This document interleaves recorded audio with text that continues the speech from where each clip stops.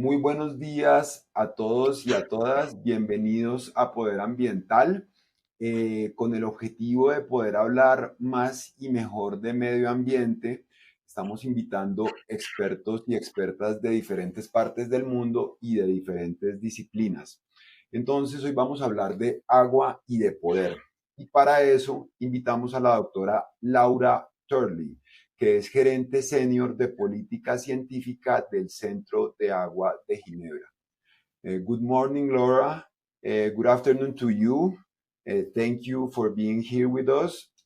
So the first question is, could you please introduce yourself and briefly describe why do you think that it was important to develop your paper called Securing Urban Water Supply Through Reservoir Reoperation and Analysis of Power Resources and Equity in Cases from India, Spain, and the USA? Thanks so much for the opportunity to speak with you and for the question. Indeed, my name is Laura Turley. I did this research in my role as a researcher at the University of Geneva in Switzerland, although I'm Canadian originally. Water governance has always been a passion of mine, and looking at the literature in water management and water governance, historically there's been a big focus on really the very technical elements of managing water resources. So whether it's coming from engineering or modeling or natural sciences, there's been a really strong focus on technical aspects. In the past few decades, however, it must be said that the social science research on water governance has grown incredibly. There's a huge amount of research, including quite critical water governance research that exists now. But nonetheless, the issue of power and how actors have power and bring power to water governance remains a real challenge, or how to study empirically. So in my research, I'm passionate about questions of water allocation. And that means, how do we decide who gets water, when, under what conditions, for how long? And this is really an issue which is closely tied to power and also questions of equity.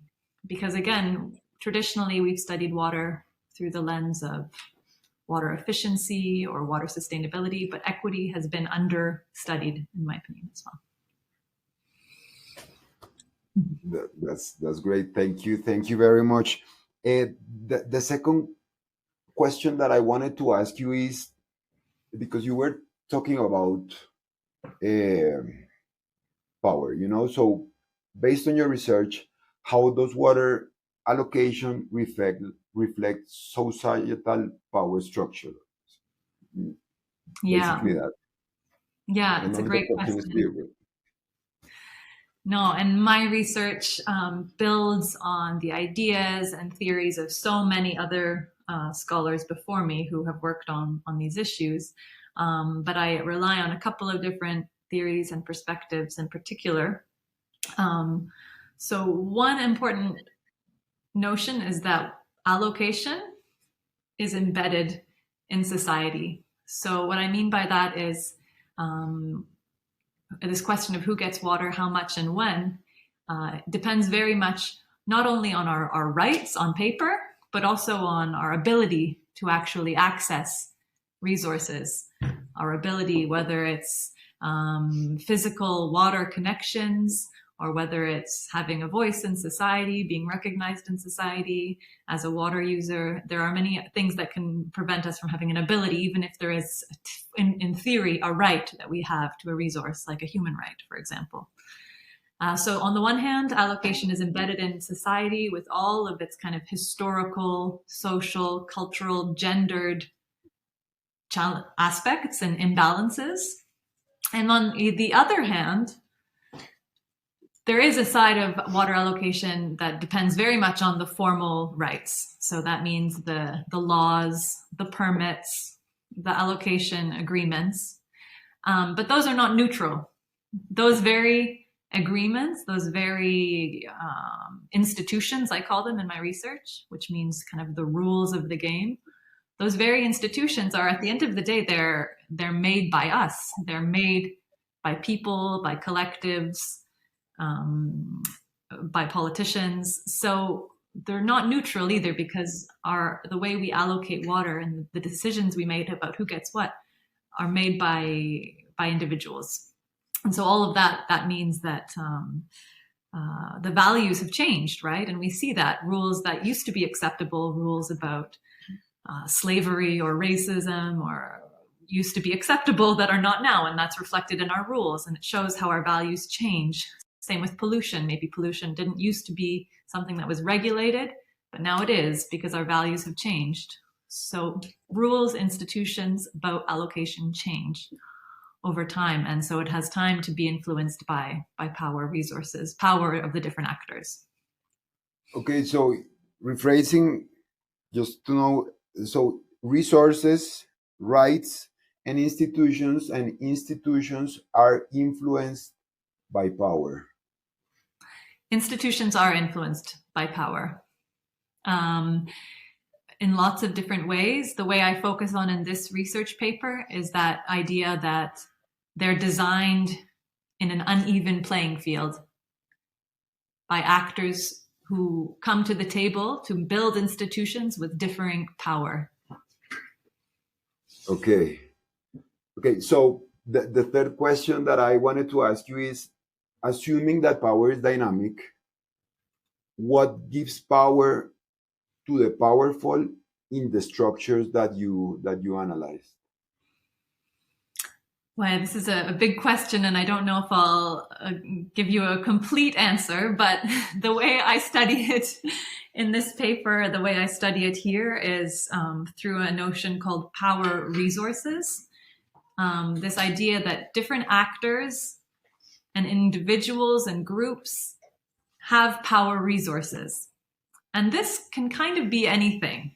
So bear with me for a minute. Power resources can be something that you have as an individual or a group. Maybe you have land, or maybe you have water access, or maybe you have money, or maybe you have a certain authority. But it can also be things that we are. So maybe it's your family name that in certain cases is a kind of a power resource. Or maybe it's the fact that you're not rushed to come to a decision. So the time can be a power resource. If time is on your side and you can use it strategically, it can be power. Or maybe volume in numbers. If you're a group that is growing in numbers, that can also be a power resource. So to come to your question, how does power show up in these structures? Well, when there's a decision-making setting, the different actors come together with all their different power resources, and how these power resources interact ends up coming to some sort of outcome.